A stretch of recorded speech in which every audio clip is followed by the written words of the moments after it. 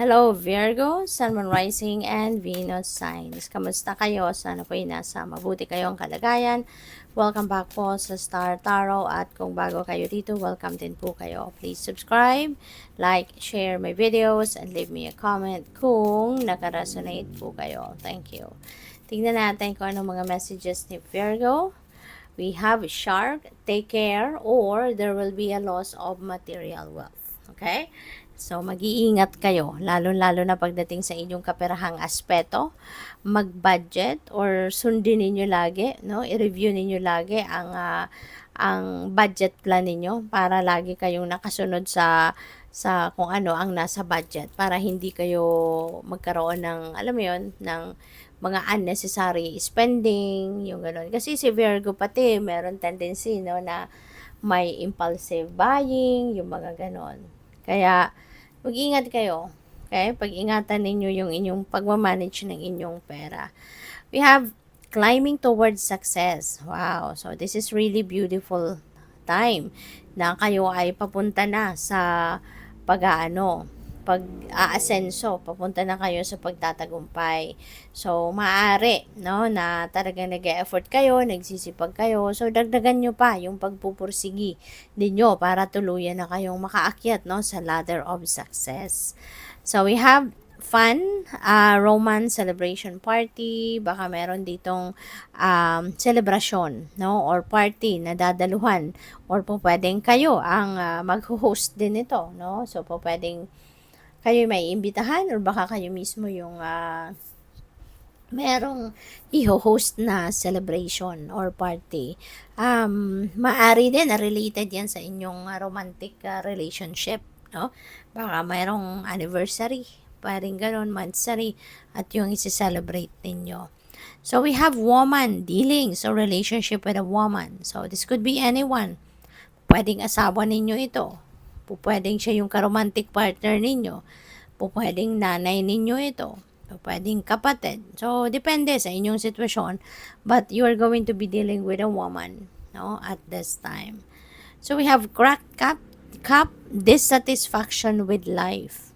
Ayan. So, merong mga hindi kayo, merong mga sitwasyon dito na hindi ninyo ikakatuwa. Merong mga sitwasyon dito na parang, alam mo yun, yung yung hindi ninyo nagustuhan or hindi ninyo magugustuhan. 'Di ba? So, pwedeng may ganong ganap dito. Kaya medyo may lungkot, medyo may pagkabwisit siguro. So, we have dog barking, advice from a friend. Ayan. So, meron kang kaibigan na po pwedeng mag-aano sa'yo. Meron kang kaibigan na pwedeng mag-a-advise sa'yo. Po pwedeng solicited ito, advice. Po pwedeng hiningi mo, pwedeng lalapit ka sa kanya para humingi ng advice, or pwede rin naman na this is unsolicited.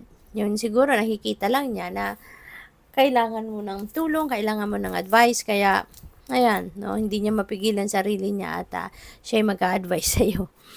So, we also have psychic ability. Trust your intuition, Virgo. Okay?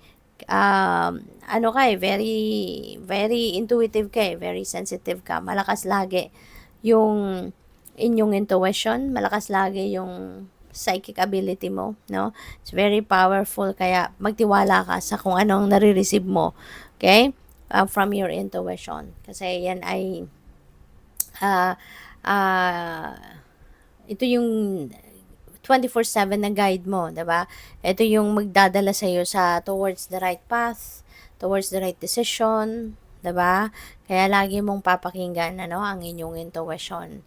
At mas ito yung pakinggan mo rather than mga tao, 'di ba? Baka merong mga nagsusutsut sa iyo, 'di ba? Ito, tulad nito, there's an advice from a friend, 'di ba? So merong magbibigay sa iyo ng advice, but listen to that as well. Pero not necessarily na yun talaga ang susundin mo, 'di ba? So depende sa pakiramdam mo. Kaya nga mas magandang pakinggan mo lagi ang intuition mo kasi ito yung pinaka-reliable guide mo siya. 'Di ba? Pwede ka rin makinig sa ibang tao, pero hindi ibig sabihin na yung gusto nila yung susundin mo. 'Di ba?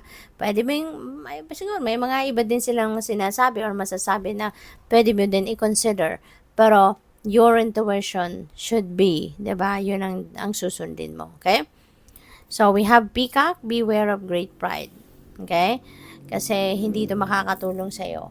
Kahit anumang klaseng sitwasyon, hindi makakatulong ang pride. Alright? Mas makakasira pa ito. Makakasira ng diskarte, makakasira ng relasyon, kaya iwasan mo yan. So, what else? We have broom. Ayan, may bagong bahay, no? May bago kang bahay, may bago kang titirhan, may bago kang uuwian, yung mga ganon. So, pwedeng temporary shelter lang ito, no? Pwedeng ganon din ang ganap dyan. So, but yes, yung may bago kang uuwian, may bago kang bahay. So, new attitude as well. Kung hindi man bagong bahay, bagong tirahan, baka bagong pag-uugali. Baka yun ang magkakaroon kayo. So, we have kangaroo. Unsettled times need to plan ahead. Okay? Kailangan mo daw na magplano, 'di ba? Ahead of kung ano man yung gagawin mo, ano man yung gusto mong ano man yung gusto mong gawin. Kasi totoo nga, 'di ba? Mas maganda talaga kapag pinagpaplanuhan ang lahat. Pinagpaplanuhan ng mga bagay-bagay, 'di ba? Para at least meron kang plan A, plan B, plan C. O hindi mag-work yung plan A, may plan B ka. O hindi mag-work ang plan B, may plan C ka. Yung ganon. Kasi yung tatalon ka agad into something, tapos mangangapa ka. 'Di ba? So, parang sayang ng oras. 'Di ba? Sayang naman pagkakataon na pwede mong ma-miss because magpaplano ka pa. 'Di ba?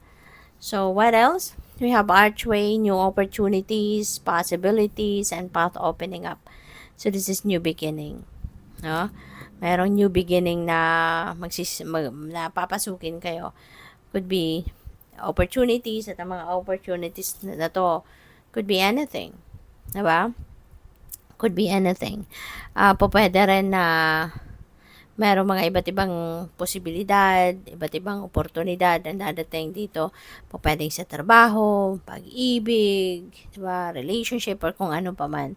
Diba? Merong magbubukas na bagong pinto para sa'yo. We have fly. This is a period of ill health, depression. Huwag kayong ma-depress. Diba? If you feel like, nagsisimula kayong maging malungkot, do something para maiwasan ninyo ito. Diba? Talk to someone, talk to people, or kung ano, yung kadalasan na ginagawa ninyo, what makes your heart sing, what makes you happy. Huwag mong hayaan na matalo ka ng lungkot. Kasi otherwise, pag hindi mo na-address yan agad, baka mauwi yan sa depression, and it's not good. It's not going to help you improve the quality of life ninyo, 'di ba? Tsaka unahin mo yung kalusugan mo lagi. Okay? Always take care of yourself. Always kahit marami kayong ginagawa, always prioritize your well-being. Kasi bawal magkasakit, 'di ba? Bawal magkasakit. Kaya lagi dapat ang inuuna natin is yung kalusugan natin, yung well-being natin. Okay? So, good luck sa'yo. Thank you for watching. Love and light. Namaste.